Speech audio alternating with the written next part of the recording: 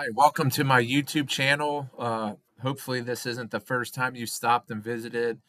My name's Coach Ware. I'm a former high school football coach of 18 years, and I am going to cover the 4-2-5 defense with the next few videos that I do, going over basics to blitzes to stunts to combinations and talk about all the intricacies of the scheme behind it. I was a big fan of this defense just because of the ability to just be super creative. And I felt like when I got to coach this defense with our defensive staff, we really got creative with our blitz scheme and all that entails. This will be a lot different from the other videos. Those first few videos were pretty basic, going over simple concepts. This will be too, but a little bit more into the scheme of things. So, first and foremost, this is a gap sound defense, and I would assume most defenses are that way. I felt like for this style defense, it made it really simple for you to understand what your gap responsibility is. And then when we get into the more intricate stuff, there'll be some more challenges with that. What also made our defense successful was that we really instilled the idea of getting to the ball. So flying around once the play has developed, get your hat to the ball. And this was something that we did extensively during practice. Any type of drill, it was get to the football, team inside. Even if it was a 2-minute drill, our guys knew that if they didn't get to the ball within a matter of 4 seconds, there were going to be a consequence for it at the end of practice or even during that period. And in some cases, it meant you lost reps. So we really predicated ourselves on flying to the ball. All right, so basic 4-2-5. Okay, four-man front, two backers, and then you have your five DBs. Our two outside linebackers are more of the backer fit than necessarily the defensive backs. I'll kind of talk about the difference between the two, and then obviously all the other positions are pretty common. So I'll go over how we called our strength, why we did it the way we did, and what gaps you're responsible for, techniques, and all that. All right, so we'll start up front. So we're calling this strength right now away from the back. And that may change week to week depending on what the backfield looks like for the team we're playing. If they had a more mobile quarterback who was more of a run threat, then we may change how we call the strength in an even formation. So right now, because they're 2-by-2, we're in the middle of the field. We're calling it away from the back. So this would be a Louis call. Everybody has their own terminology for calling strength. Would be in a 5 technique playing C gap, 3 technique playing B. The nose was in a 1. For us, I thought it was more of our skill set for our D lineman in the 1 technique than playing the 2I. You can obviously do the 2I if you choose whatever works best for the personnel you had. My guys were much better at taking on double teams and reading blocks when they were playing the 1. And in all honesty, there weren't a whole lot of world-beating centers that we faced. So it was another point of emphasis to get these guys over top of the bar as close to that as possible. Backside's playing 5 technique and playing C gap. All right, so the Mike and the Will, okay, they're run first, and then if they don't read run, then they're dropping to hook, and then they're also looking to align with the slant of the tight end depending on where he's lined up. So both for those guys, we played this guy known as the Rover. This guy is the Dog. Our Rover was more of a run-stopping linebacker DB, and our Dog was more of a true defensive back as opposed to a run stopper. It's nice when both those guys have both skill sets, so it makes it a little bit easier. And then the Rover's always going to go to the strong side. The Dog always goes weak. Obviously, there's different terminology for what you call these guys. Rover's job. He's reading run first, then pass.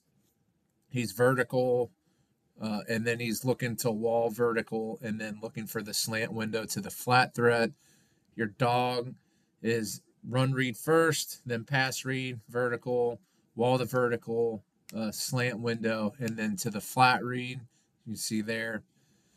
And then you have your corners. Corners are playing a third, okay, deep to middle third. You can see they're dropping.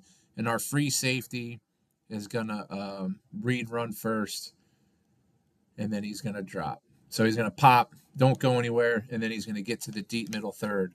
We would mix this guy up too.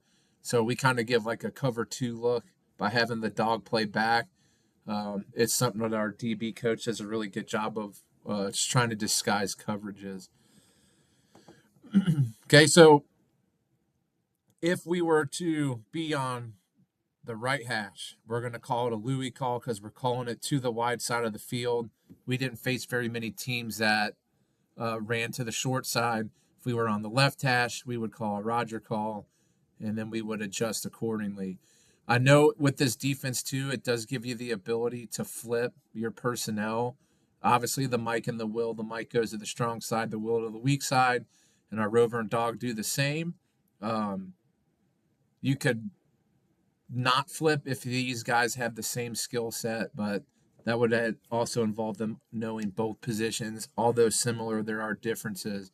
Up front, so we called it the strong side in, and we had the weak side in. And then your nose and tackle, these are all positions that can go to the strength and away from the strength, or you can just keep as is. I had the luxury of doing both. So last year, not this previous season, but the one before, my defensive end switched. I had a power five defensive end that shut down run plays to the strong side.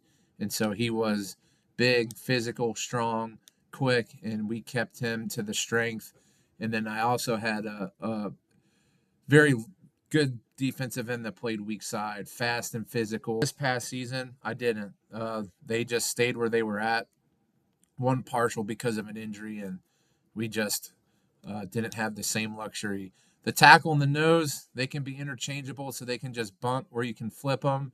I guess if you had a nose that was maybe better at double teams and this guy's better in space, then you could adjust where they're going to actually play that true position. Or you can just have them move, and they're the nose and the tackle depending on what side of the ball they're on. So that was our base defense in a nutshell. We signaled everything from the sideline. You can use wristbands if you choose. My only thing against the wristband was it kind of hamstrings you as to being able to call a wide variety of different things. And we use hand signals for everything we called from the sideline, and would occasionally use cards if we had teams that went up tempo, and we would practice 4 or 5 different set defensive plays based on a color card or a picture, whatever you choose to do. I will have some live video for you to take a look at just to show what this base defense looks like against 22 person or 22 open formation 2x2. Of our base defense against 2x2. I just chose to choose a play that happened from the hash just so you could see that we're calling this to the wide side. You can see our free safety has adjusted over to the wide side. Obviously, more likely to throw to the field side than to the short side, more space to cover. So he's going to bump and cheat over more. You got your Rover here on number 2, and then the dog playing back. You'll notice he'll kind of walk down. Got a 5 technique, 3, 1, and 5. And we'll just go through the play. I'm not going to break down a whole lot of it. I think on this one, actually, we run one of our inside linebacker blitzes. So you can see the defensive end will slant inside, and the will come off the edge. Not to critique too hard, but would have liked to seen him kind of come more upfield through that inside shoulder as opposed to veering down to this guard's outside shoulder. which allows them to pass off and then pick the blitz up a lot quicker, as if he would attack here and force him to double and hold that block a little bit more so that Will Backer could come clean. We'll run through this real quick.